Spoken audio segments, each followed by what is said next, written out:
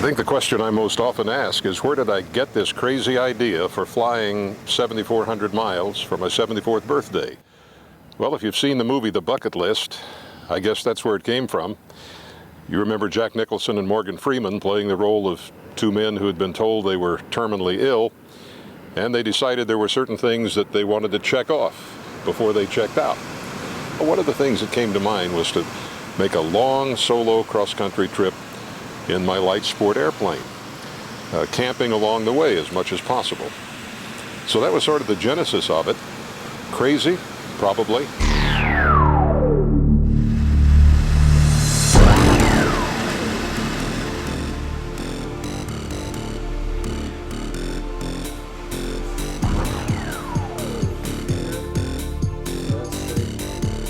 Stop in here, a chance to figure out which way to go.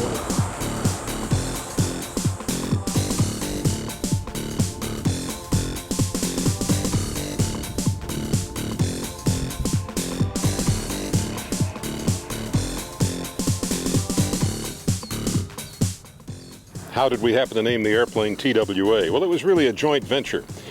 My good friend John Mansfield, when he found out I was flying a light sport, he said, well, that's a teeny-weeny airliner.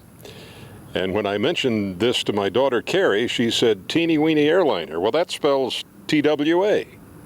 So thus it's TWA. I think they're out of business, so they won't mind me using their logo. I hope.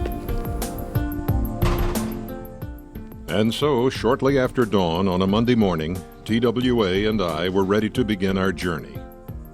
I would be demanding a lot of this pint-sized airplane, which weighed about the same as the one the Wright Brothers flew at Kitty Hawk.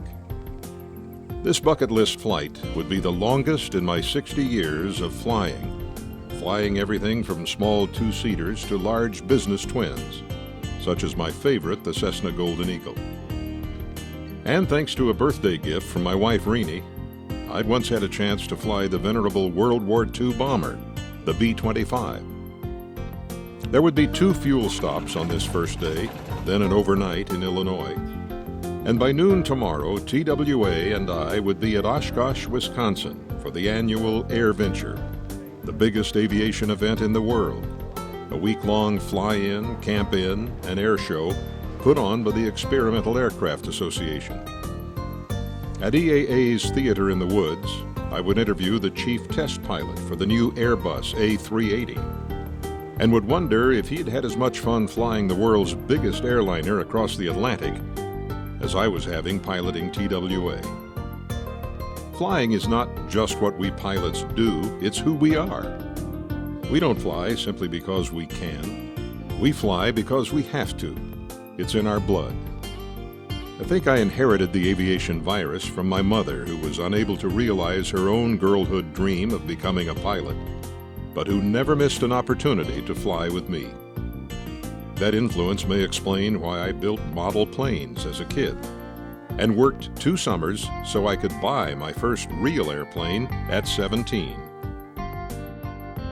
That first plane didn't work out so well. After many years of camping at Oshkosh, the place had become hallowed ground to me and to a few 100,000 other pilots. It's where I'd met General Chuck Yeager while writing a magazine article on the 50th anniversary of his historic sound-breaking flight. It's where I had shared the stage with Neil Armstrong. 30 years earlier, I'd covered Armstrong's moon landing for ABC. This year, I would attend a party with aviation's newest hero, Captain Sully Sullenberger, who safely landed his airliner in the Hudson. As interesting and exciting as Oshkosh always proved to be, my bucket list trip was not about destinations. There would be other wonderful, exhilarating stops along the way, visits with old friends in Nevada, and with our son in Oregon. But this trip was about the flight, the journey, the incredible low-altitude view of America from Atlantic to Pacific, flying sometimes only a few hundred feet off the ground, taking in the lush green farm fields of the Midwest, the colorful rock formations and canyons of New Mexico. I would marvel at the majestic mountains of the far west, mountains I'd seen from ground level and from high-flying jetliners.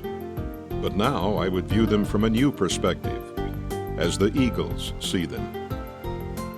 I would fly low over seemingly endless deserts where hot waves of reflected sun would pour through the vents, at times turning this un-air-conditioned plane into an oven. The grandeur, the breathtaking beauty of America would prove more spectacular than I could have imagined. And a funny thing would happen to me during all those hours, days, and weeks of solitude, flying alone in TWA. I would discover that I wasn't alone at all.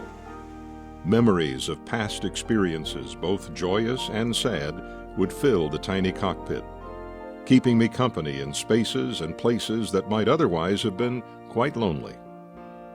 Drifting along, suspended between sky and land, between heaven and earth, there would be a renewed sense of life's meaning and purpose, a fresh appreciation for our magnificent and meticulously planned universe, and yes, for the master mind, the supreme architect who created it all. I would find myself more grateful than ever before for both the simple and the profound blessings in my life, for health, for the love of family and friends, for freedom, for the beauty of the earth. Having survived cancer twice, I was reminded to take nothing for granted and to live every day to the maximum. This bucket list trip would turn out to be not only the greatest flying adventure of my life, but a trip of deep spiritual significance, reaching into my heart and touching my soul in ways quite beyond my ability to put into words. It would be, in every sense, an awesome experience.